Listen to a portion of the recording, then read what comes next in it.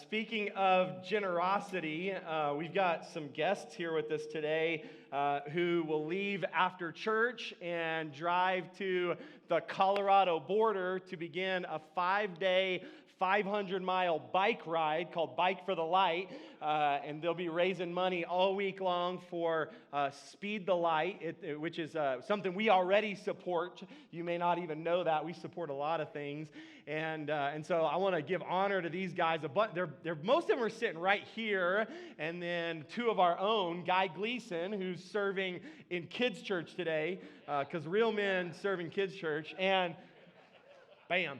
And then, and Mark Howell, who I think he served on security, another place real men serve. So these guys will be leaving today to go ride 500 miles. Can we give them a hand this morning? That's pretty awesome. And they may not even know it yet, but because of your generosity, I went on this morning and we sponsored Mark and Guy. But I also want to encourage you this week that you can just go on the Bike for the Light website and sponsor these guys on your own. And let's get behind them. Austin was just telling me they've already the ride hasn't even started. It starts tomorrow, and they've already raised $122,000. It's awesome. And so Mark's peeking through the window back there, and I've been talking. Mark is riding Bike for the Light. There he is. And I don't get this chance very often, but my dad and my parents are here, both of them. But today's my dad's 69th birthday, and tomorrow he's one of the riders. He's going to teach all these young guys how to ride a bike. And he'll set the pace. I've been on the ride with him, I know. So I've told this story before, but in my grandparents' church, if it was your birthday, they stopped and they sang happy birthday to you.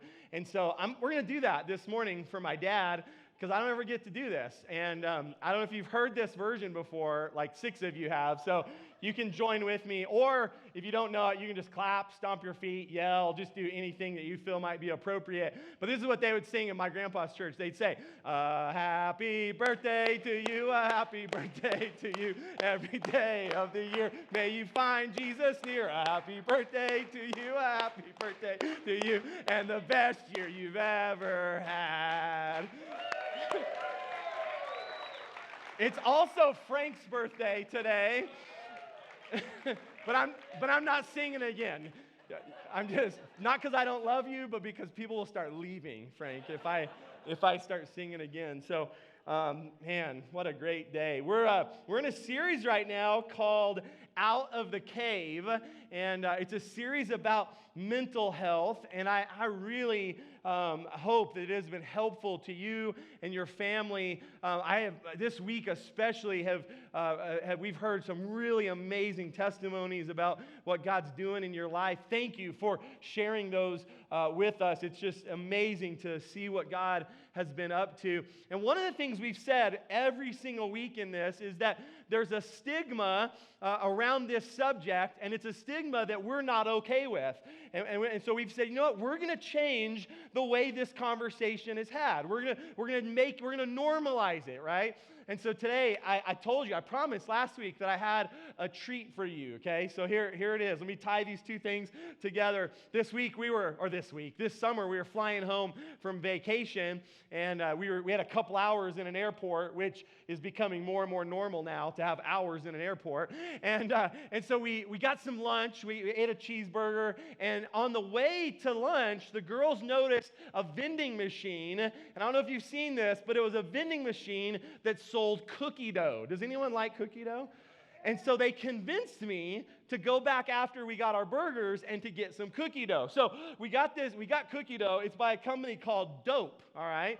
And I'm sitting in the Las Vegas airport, and here's what it says on it. It says, after getting sober in 2015, Kelsey set off to make the world a little better and a lot sweeter. Every purchase of Dope helps provide mental health care and substance abuse treatment to those in need. And it's got this hashtag, Dope for Hope, which I think that's pretty dope, right?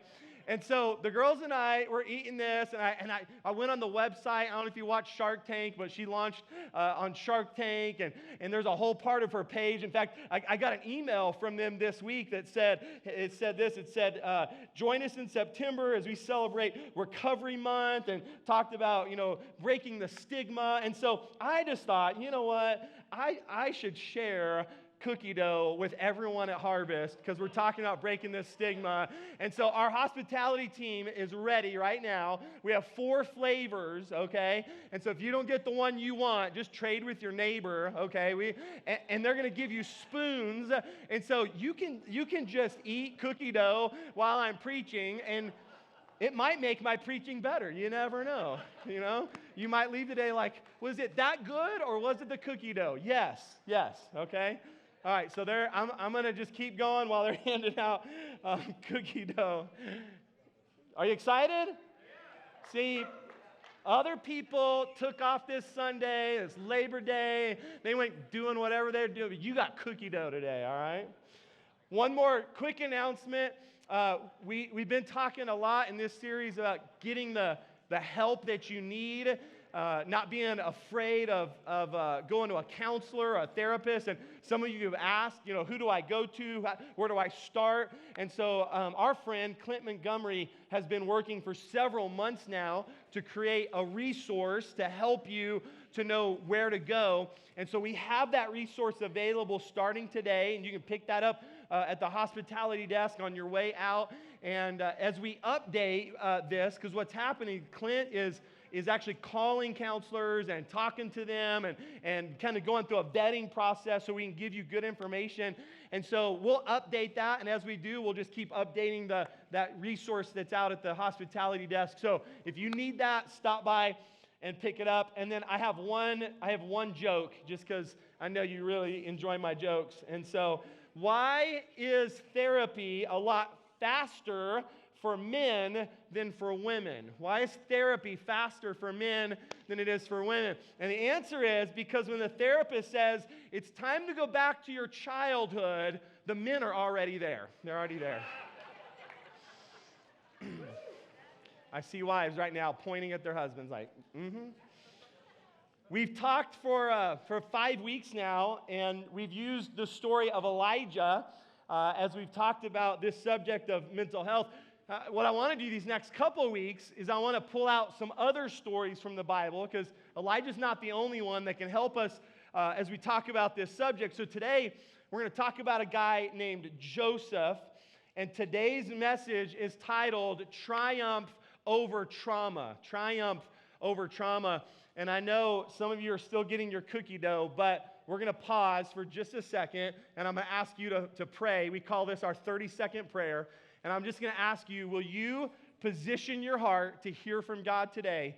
Because I believe, and I think you do too, because you showed up, that God has a word for you today. So would you do that with me right now? Let's just pray. Father, we're getting ready to open your word and talk about Joseph and how to have triumph over trauma. And so we just pause and we just position our hearts. Whatever's going on, whatever things happen this week or this morning, we just set them aside for a minute and we say, Lord, you've got our full attention and we're listening. Holy Spirit, will you speak to us today, each and every one of us, in Jesus' name? And everyone said, amen. Everyone will experience trauma. Everyone.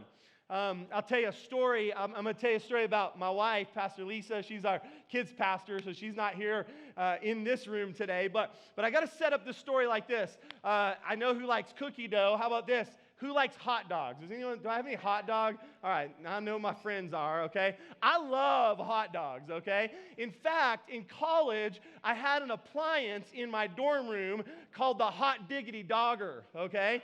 You could drop 2 hot dogs in. You opened up the bun, you dropped that in. It toasted the bun while it cooked your hot dog, y'all, okay? I'm telling you, it's life-changing. Some of you are going to go find that this week. Order it. You are welcome. I married Lisa, and you know when you get married, it's okay to admit this in church. When you get married, you discover things about your spouse that you didn't know. Did that happen to anyone? They put the toilet paper the other way, or they don't put their shoes away, or in my case, they don't like hot dogs. I mean, I'm a few weeks in, and I'm like, are we going to make it? I mean, you don't, and I'm like, you don't like hot dogs? Like, how do you not? And I'm like, maybe you've never had a good hot dog. Like all beef, right? Grilled on fire, right? Toasted bun, ketchup and cheese and bacon, right? Like, who couldn't like this? She's like, me, I don't like it. I don't like hot dogs. And for a long time, I just prayed for my wife. I just was like, Lord, I don't know what trauma happened in her life, but would you just heal her heart? And one day I discovered there was trauma associated with this. I'm not even joking. One day as a little girl, she went to a baseball game. And what do you do at a baseball game? You get a hot dog. And she got a hot dog. And during the baseball game, she ate the hot dog. She got sick. And she threw up the hot dog right there in the baseball game. And she was so traumatized that from that point on, she stopped eating hot dogs. This is what trauma does, right? By the way, we often do this. You're judging my wife's trauma right now, I promise you. You're like, please, that's hardly traumatic. You should see what I have been through, okay? Listen, don't judge your trauma. Don't minimize your trauma based on someone else's trauma. The bottom line is we all experience trauma.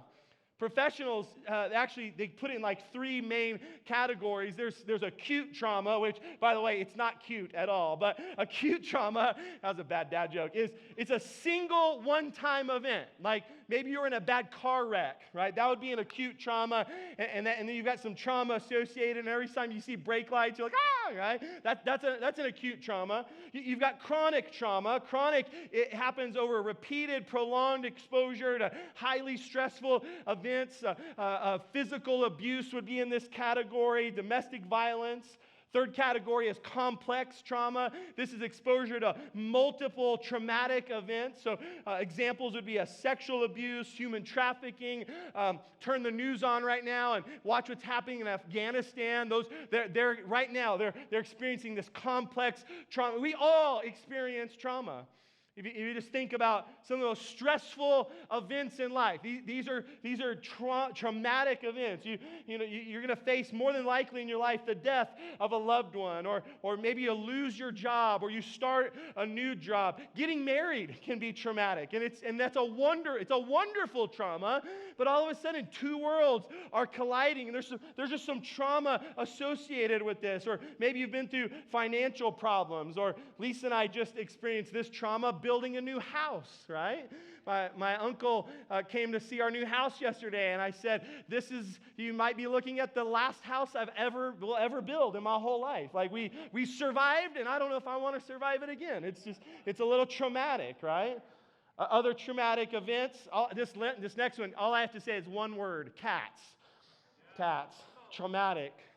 Divorce, major illness, addiction, a global pandemic. I mean, bottom line, we all experience trauma. Life's full of these possibly traumatic events. Let me give you a definition for trauma. It's our emotional response to a deeply distressing or disturbing experience with lasting adverse effects on our ability to function in daily life. It disrupts our mental, physical, social, emotional, or spiritual well-being. Now, you need to know this about trauma. Our enemy, the devil, wants you to experience trauma, but he doesn't just want you to experience trauma. He wants for the trauma to completely derail your life. It's not about one painful moment. It's a moment that he's hoping will cause your entire life to come unraveled. He wants this one traumatic event to affect the rest of your life. I'll just give you an example. He wants for you to never trust again. He wants you to have trauma that disrupts the trust that you have in a spouse, in a pastor, in a friend, in a teacher, in a coach. And he wants that to be so traumatic that it's not that you won't trust that person again, it's that you'll never trust anyone again, because that will begin to unravel your life.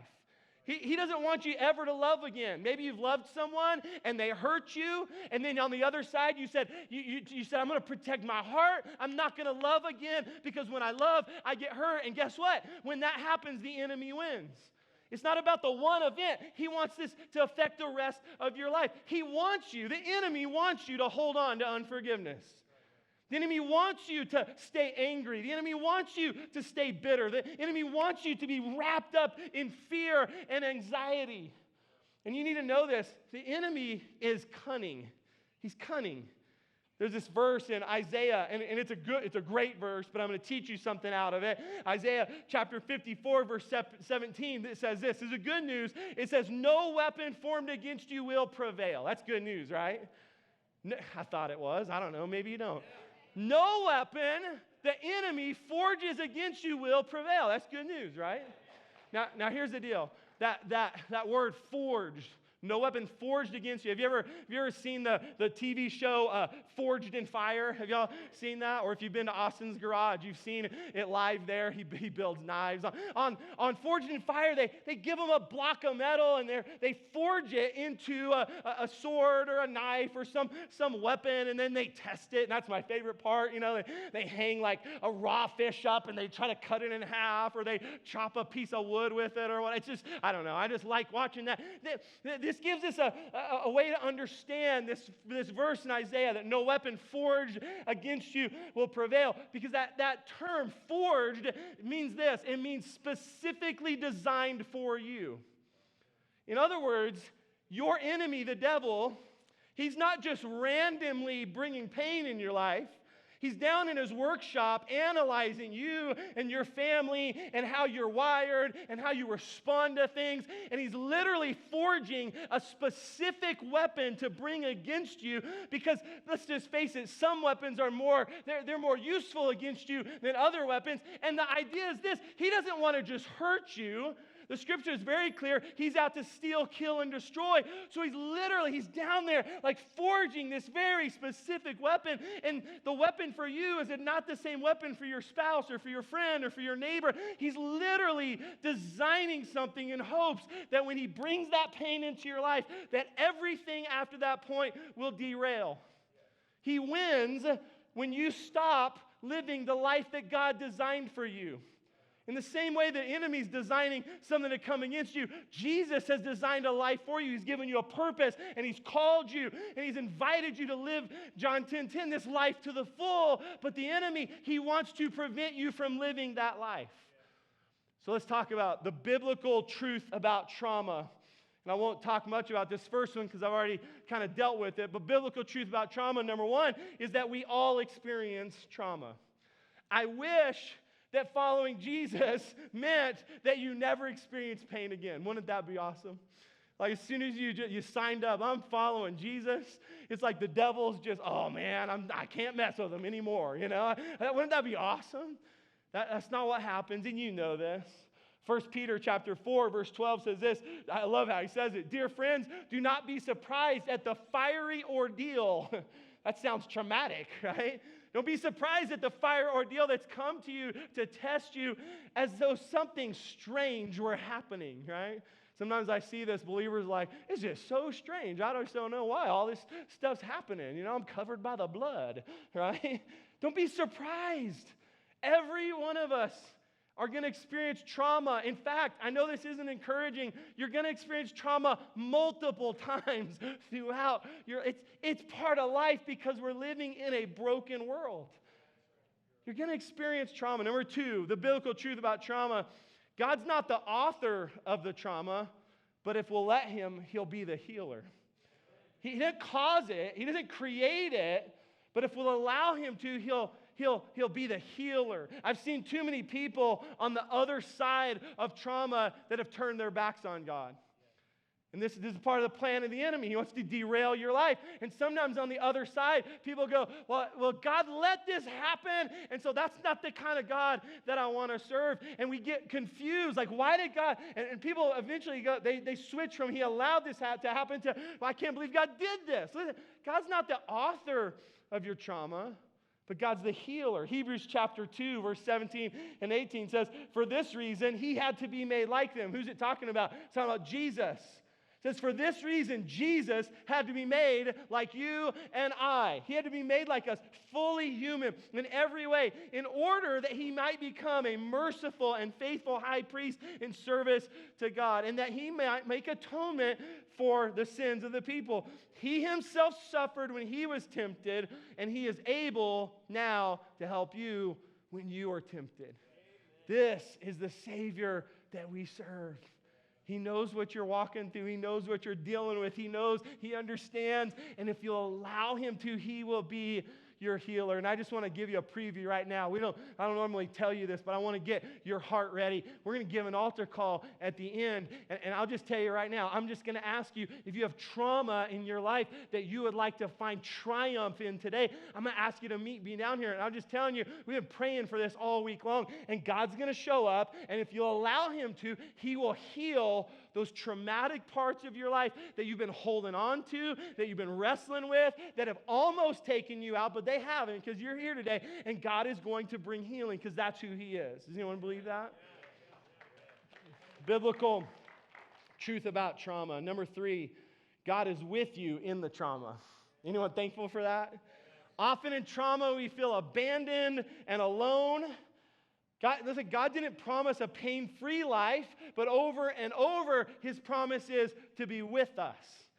Psalm chapter 46, verse 1, I love this psalm. God is our refuge and strength, an ever-present help, an always present help. He's an ever-present help in your time of trouble. Matthew 28, verse 20, Jesus talking to his disciples. He's getting ready to leave the earth. These are some of his last words, and we're his disciples. So these are as much to us as they were to the guys he was with physically that day. He says, and surely, this is Jesus, I am with you always to the very end of the age. This is his promise. We're going to talk about Joseph. I told you we haven't got to Joseph yet, but let me show you in Joseph's life. Genesis 39, verse 20 and 21, it says this, and while Joseph was there in prison, the Lord was with him. This is the promise, that in trauma, that Jesus will be with us. Number 4, trauma can have long-term negative effects if we don't process it in a healthy way. In my studies, I've come across this visual called a trauma tree. This visual really helped me to understand, better. Because if you look at this image, at the root, under the soil, is the traumatic events of our lives. And when we don't deal with those, when we don't process them in a healthy way, they just become part of our life. They kind of come up through the trunk and they affect. And what happens is that tree is branching out. All of a sudden, the fruit is, if they're not processed in a healthy way, the fruit is all these unhealthy things. You see them here, the compulsive behavior and the anger and the guilt and the depression and the self-harm and the violence. And it's on and on and on. And so I'm just here asking you today, we all have trauma, so deal with it in a healthy way. You can't ignore it and just hope that it's going to get better. In fact, I'll say it this way, because you're a bunch of Christians. You can't just go to church and just hope that it's going to get better. It's not just showing up. It's like you got to actively process the trauma. You got to allow Jesus to heal. You got to invite other people to help you to process it. And I just want you to know, it'll have long-term negative effects if we don't process it in a healthy way. And I'll issue a bigger warning. Unresolved trauma can and often does create generational issues. Isn't it awful to see the worst parts of you show up in your kids? Isn't it awful? In the same way, I love seeing the good parts of me show up in my kids, right? Usually it's the good parts of Lisa, but I try to kind of take them on too. But isn't it awful to see the worst part? And listen, unresolved trauma, if we're not careful, if we don't process it right, it'll end up in our kids. It'll end up in your grandkids. It'll create this generational momentum, and the enemy loves that. Biblical truth about trauma, number 5, and then we're going to talk about Joseph. Your trauma does not have to dictate your destiny. That's the beauty of the gospel. Is he takes our mess, he heals, he brings redemption, he gives you purpose, and now that trauma is in your back rear view, and it's not in front of you. It's not your destiny. So let's talk about Joseph. Joseph's story begins in Genesis chapter 37. You might know this. Joseph was his dad's favorite, which is an awful parenting technique, by the way, parents. And as a result, his brothers, Joseph's brothers, they all hated him. And then I got to say, Joseph made it worse because, he had this dream. And in the dream, you don't have to tell everyone the dreams that you have. And Joseph, he kind of messed up here. In his dream, he's out in a field, him and his brothers, they're binding sheaves of grain. And in the dream, his brother's grain bowed down to his grain, right? And how did Joseph, hey, bros, let me tell you what happened, you don't have to interpret. This is a pretty easy dream to interpret. And so his brothers, they're like, Joseph, we hate you. You're a punk. You got this special coat from, our dad, and we already know he likes you better, and now you're up on your high horse, and you think you are better than all. And so they hated him. And then he has another dream. It's a similar one. He tells them that one again. That wasn't very smart. And so the Bible says that they were jealous of him. So one day the brothers are out in the fields. They're tending to their flocks. And dad says to Joseph, hey, go check on your brothers. Let's make sure they're okay. And so he's headed out there. The brothers see him coming and they start talking. And they're like, oh, here comes Joseph. And one of them says, we should just kill him. Did you ever say that about your siblings? Come on, truthful. Did you ever say it? I did. I said I only have one brother, and I thought about killing him, okay? I'm sure he thought about killing me, all right? But I didn't. I didn't do it, okay? His brothers are like, we should just kill him. Oh, my goodness. And they're talking. And then they come up with a plan. They're like, we're just throw him in this well, this dry well. And so Joseph shows up. They throw him in the well. And one of the brothers, Reuben, he sees this caravan coming along. And they're like, he goes, guys, let's not kill him. I have a better idea. We can make money off of this. Let's just sell him. Okay. Not many of you admitted to wanting to kill your sibling, which I don't believe you, by the way. But did any of you ever want to sell your sibling? Come on. There we go. It feels good to be truthful. I know. The healing is coming, okay? They sold their brother into slavery. This is for real. This is the Bible. You're like, I didn't know this was in there. You should read it. It's fun. By the way, this is crazy. They sold them for 8 ounces of silver. If you do the math and the shekels, 8 ounces of silver, which in today's market is about $200. Isn't this hard to believe? They sold Joseph for I would have got at least $250 for Gerald. I'm just saying, all right? But can you say trauma? He's hated by his family to the point they literally sell him off. But his story doesn't end there. He ends up being sold again into a powerful man's house named Potiphar. And the blessing of God is on Joseph. And everything he's doing for Potiphar is succeeding. And he had to think wow, God, blessing of God, favor of God. This is going well. And then it says this, Genesis 39, verse 6, Joseph was well-built and handsome. And after a while, his master's wife took notice of Joseph, and she said to Joseph, come to bed with me.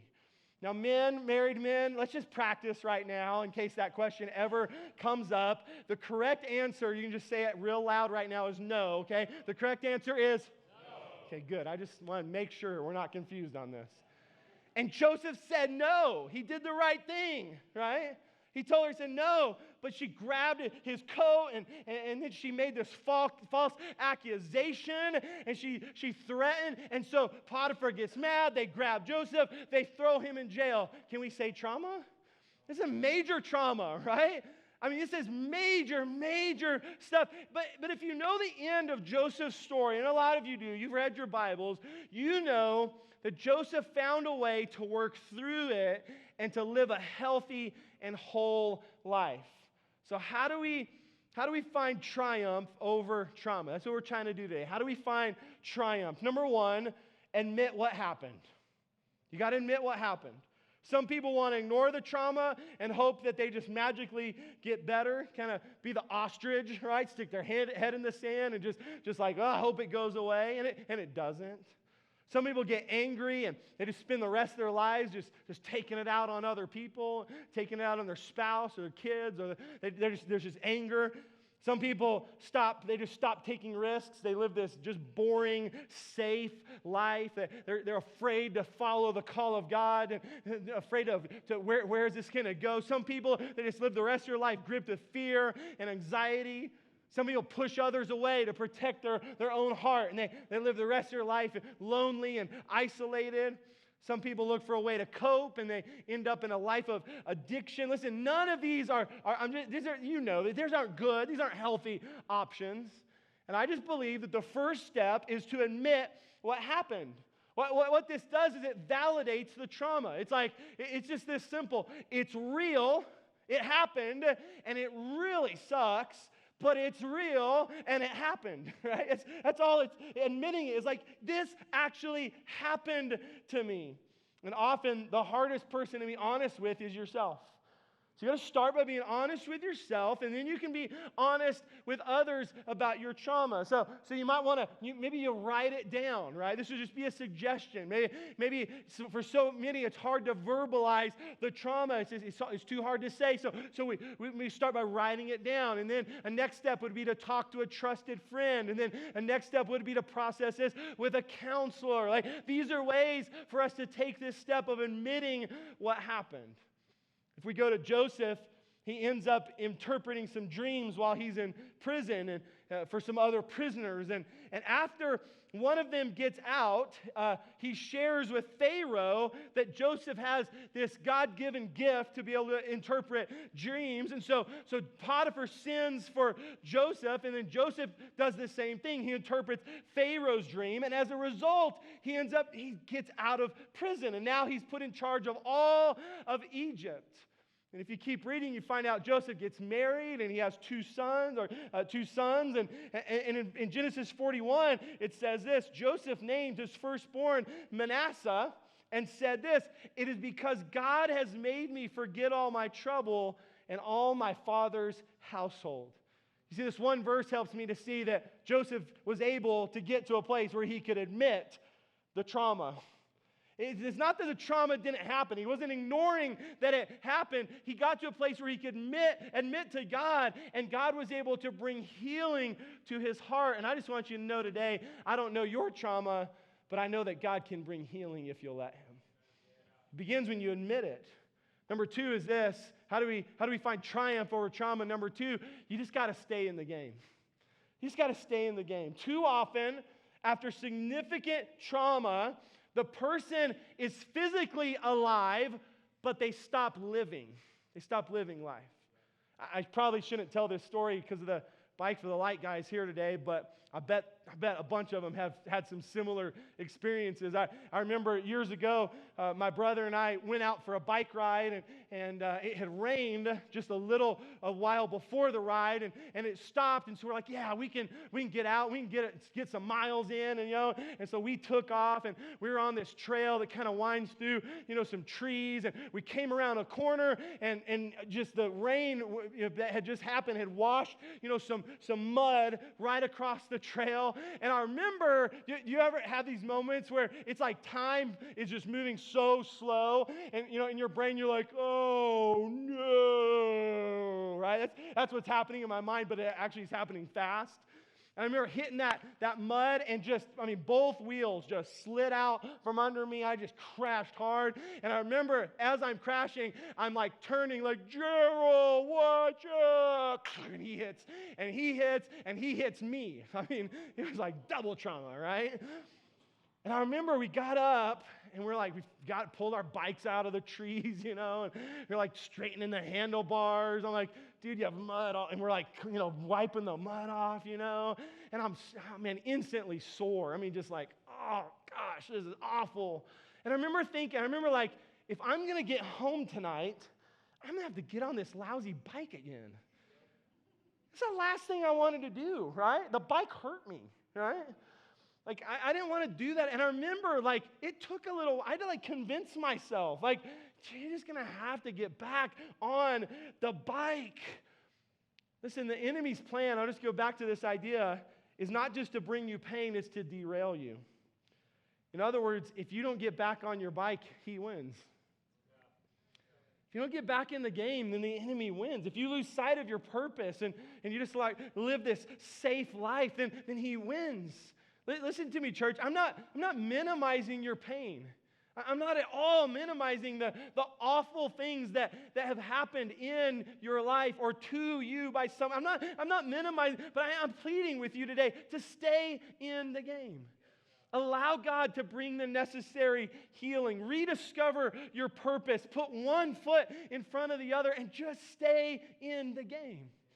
Joseph had so many chances to get discouraged and depressed and to give up. He was thrown in a dry well by his brothers. He was sold not once but twice into slavery. He was wrongfully imprisoned, wrongfully accused and imprisoned. And then there's this glimmer of hope.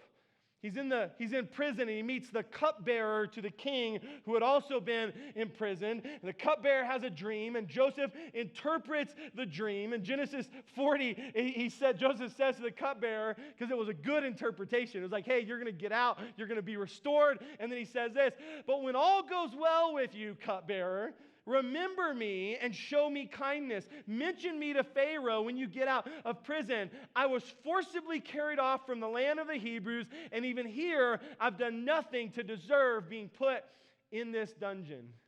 Maybe you've felt that way, or maybe you feel that way today. I don't deserve this.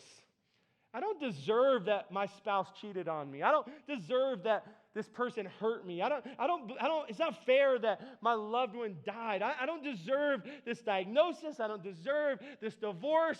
Just fill it in. I don't deserve. Probably all of us have said those words at some point in our life. And I'm just here today to ask you, stay in the game. 3 days later, he's told the cupbearer this dream, and he said, remember me, give a good word to Pharaoh. 3 days later, not 3 weeks, not 3 months, not 3 years. Like, you can remember anything 3 days from now, right? So 3 days later, just as he prophesied, the cupbearer is restored. Does he remember Joseph?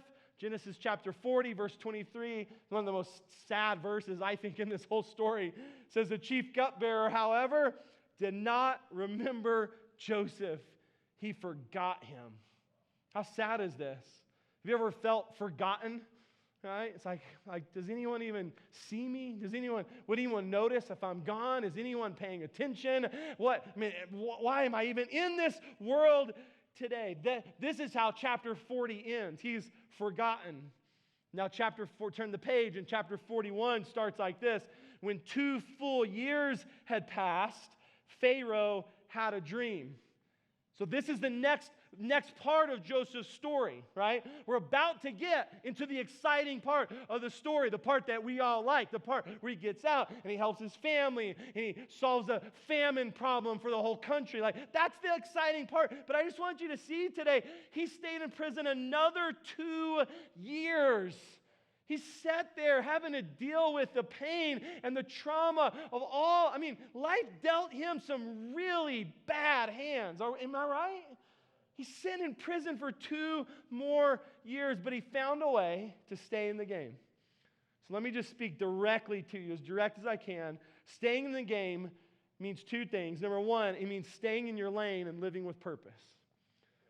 I'm not just saying survive.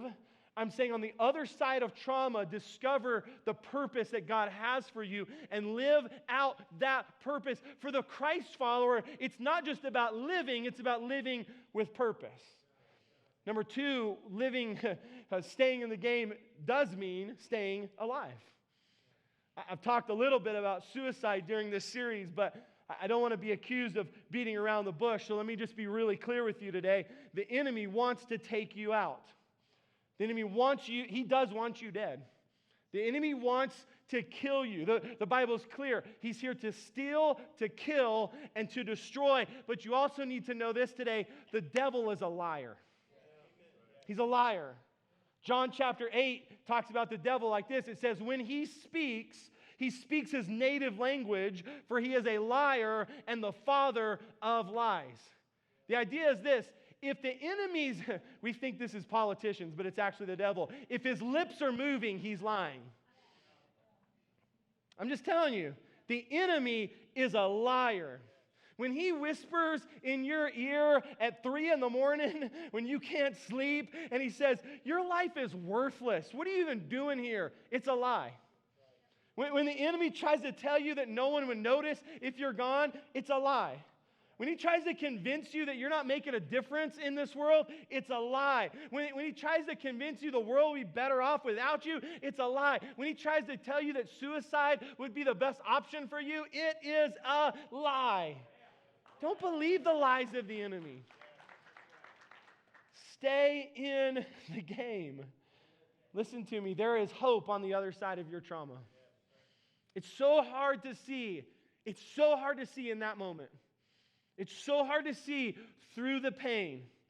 By the way, I know I keep coming back to this idea in this series, but it's just true. You need some godly people in your life that can help you see hope on the other side of the trauma. That's what they do. They come around you, they'll hug you, right? And say, they'll cry with you, right? They'll weep with you. They'll give you a hug. But what a good friend does is they'll hug you and they'll cry with you and then they'll go, you can't stay here. You can't stay here. I'm not going to let you stay here. I mean, listen, the best friend in the world will hug you and then kick your butt. Say, come on. Come on. You're not going to stay here and just get lazy and fat and just coast through life. God has a purpose for you. Come on. Let's keep going. Let's do this. You got to stay in the game. If you look at Joseph, he stayed in the game, and eventually Pharaoh gets him out of prison, puts him in charge of his entire empire. And then there's one more step for Joseph, and there's one more step for you and I. How do we find triumph on the other side of trauma? Number 3, you got to do the hard thing. I'm stealing this language from Lisa. Lisa, every year at the beginning of the year, she kind of finds a motto for that year, something to challenge her. And in 2020, of all years, her motto was, do the hard thing. So all year long, she challenged herself to do the hard thing. It was fun to watch. I mean, she just was growing and pushing herself and just doing the hard thing over and over. And I thought of that this week, and I just want to challenge you, as we're talking about finding triumph on the other side of trauma, to do the hard thing. And often, doing the hard thing means this. It means choosing to forgive. You're going to have to forgive yourself, and you're going to have to forgive those that hurt you. Can you imagine the moment? I know you've probably read it, but can you imagine the moment when Joseph's brothers come in, the same brothers who sold him into slavery? They don't know they're talking to Joseph, and they come in and are asking for help. They're saying, hey, there's a famine, and we're out of food, and we heard you had some, and can we buy some food? Can you imagine this moment for Joseph? I sat in my office this week, and I just turned everything off, and I thought about this moment, and I thought, what would I have done?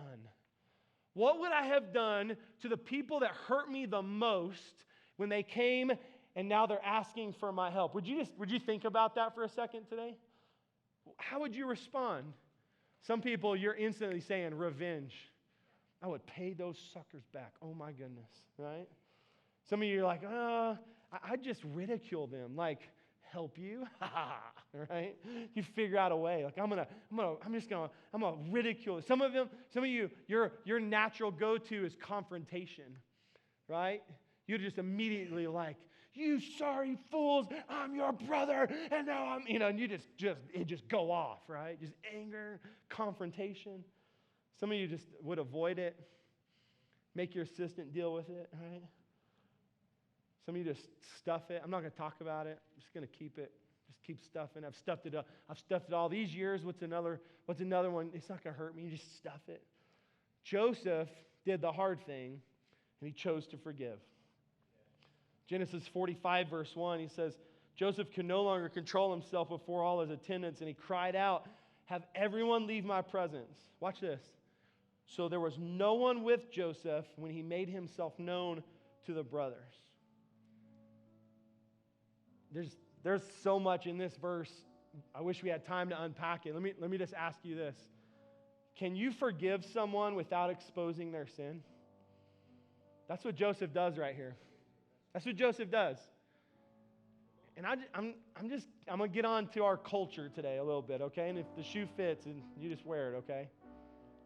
What we like to do today is we like to publicize our forgiveness because it's a way to out the other person who hurt us. In Christian circles, we present a prayer request. Would you just pray for me? So-and-so hurt me just so bad, and I'm just trying to forgive. Would you just, can I just call that what it is? It's gossip. That's all it is. It's just gossip. We just post on Facebook. Pray for me. I'm just struggling because this happened. It's just forgiveness. Can you forgive without exposing someone? Joseph says, everyone leave. He sits with his brothers. Man, wouldn't that have been a conversation? Can you imagine? We don't have a lot of detail in this conversation. And he forgives his brothers. He protects his brother's reputation when they don't deserve it. They didn't deserve this. He protects them. And then notice this. After he forgives his brothers, he's finally able to grieve. Verse 2 says, he wept so loudly the Egyptians heard him, and Pharaoh's household heard about it. Forgiveness is often the final piece of the puzzle that allows you to fully grieve your trauma. For some of you, trauma happened decades ago, and you think you've dealt with it, right? But it's just been a long time, and you've just figured out ways to cope with it. And I'm trying to bring you to a place today because if you can forgive the person who hurt you, who traumatized you, you'll be able to grieve, and then you'll be able to heal. And I want that for you so desperately today. And here's how we know that Joseph was healed. Genesis 45, verse 5. Do not be distressed and do not be angry. He's telling this to his brothers, with yourselves for selling me here. Don't be angry for selling me into slavery, because it was to save lives that God sent me ahead of you. And then Joseph, he loads his brothers down with grain, not just a little bit. He says, bring those carts over here. Fill up the carts. Give them so much. And by the way, guys, when you get home, tell Dad. Tell Dad I'm alive. Tell him what's going on. And then, you know what? Get Dad. Get Benjamin. Bring them all back. Bring them back here. Y'all can live here. I'll take care of you. I'll provide for you. You think this grain is I will bless you. I will take care of you. You know you're healed when you are able to serve the ones who hurt you. If you're wondering today, I don't know, maybe I'm healed. You'll know you're healed when you're able to serve the ones that hurt you. And Joseph's brothers come back, and now they offer to be his slaves because they know, man, they dug a hole. They know how to get out of it. And so they say, Joseph, we'll be your slaves. And listen to what he says. These are the words of someone who's found triumph over trauma. Genesis chapter 50 now, verse 20. You intended to harm me, but God intended it for good to accomplish what is now being done, the saving of many lives. So why don't you stand with me this morning? We're going to get ready to come to the altar where I'm telling you, God is going to bring healing. It's going to be awesome. It's going to be so good. In fact, let me just tell you this. I have one last part of my message, but I'm not going to tell it to you until you're at the altar, because it's for the ones that come to the altar, okay?